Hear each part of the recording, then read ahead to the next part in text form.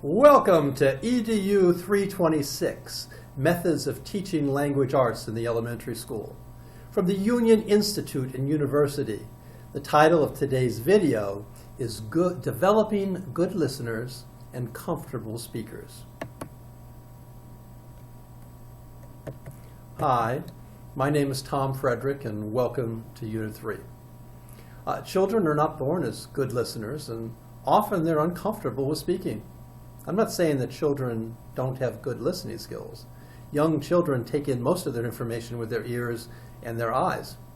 I'm not saying that children are uncomfortable talking. Almost all communication with early elementary age children occurs verbally. The ability to communicate through writing takes time to develop. Yet children do not know the rules for good listening. Many of them do not feel comfortable talking in front of people.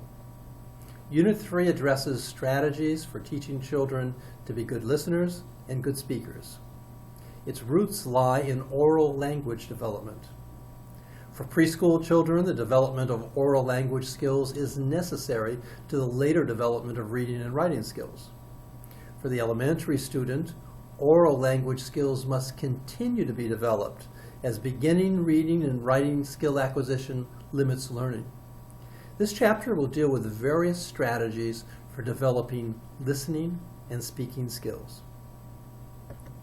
Our book lists 4 types of listening. Discriminative listening, which is listening to distinguish amongst sounds. It's when students and adults and children learn to identify sounds, to connect the sounds to letters, and connect those letters to words.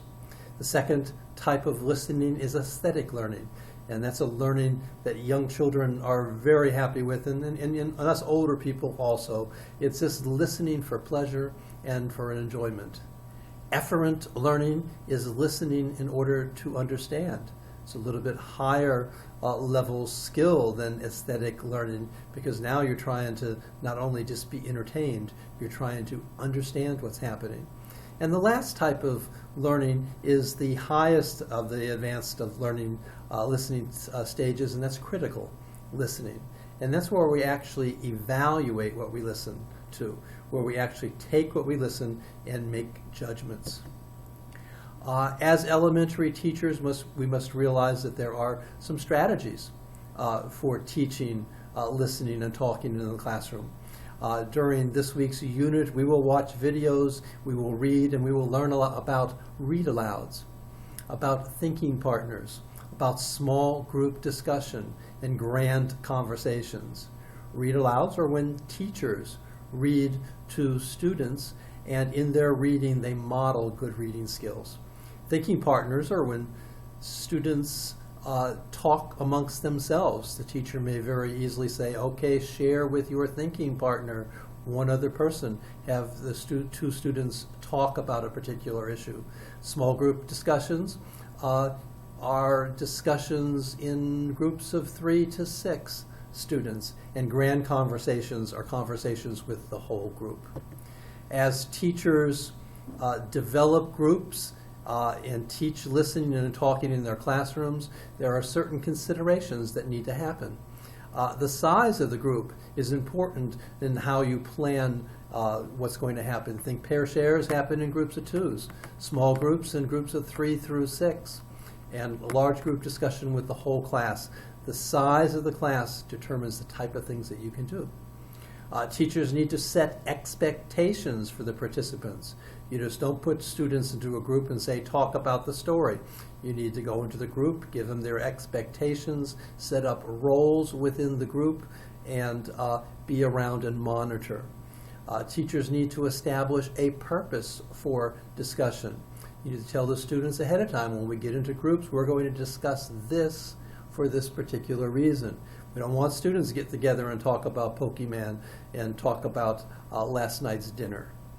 Teachers must give questions to be discussed, specific questions to guide the group discussion.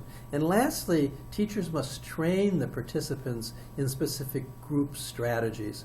That can go from strategies within the group, having a leader and facilitator, having a secretary, having somebody to keep order, having somebody to keep people on task, to actually teaching them particular strategies. In the discussion today, I want you to talk about setting and character in the story and describing to them what setting and character are. Your book goes into these in much more detail. Assignments for week 3, forums 5 and forum 6. In order to do forums 5 and 6, you need to read chapter 5 of the text. Quiz number 3. Quiz number 3 comes mostly from the material online and the movies, videos online.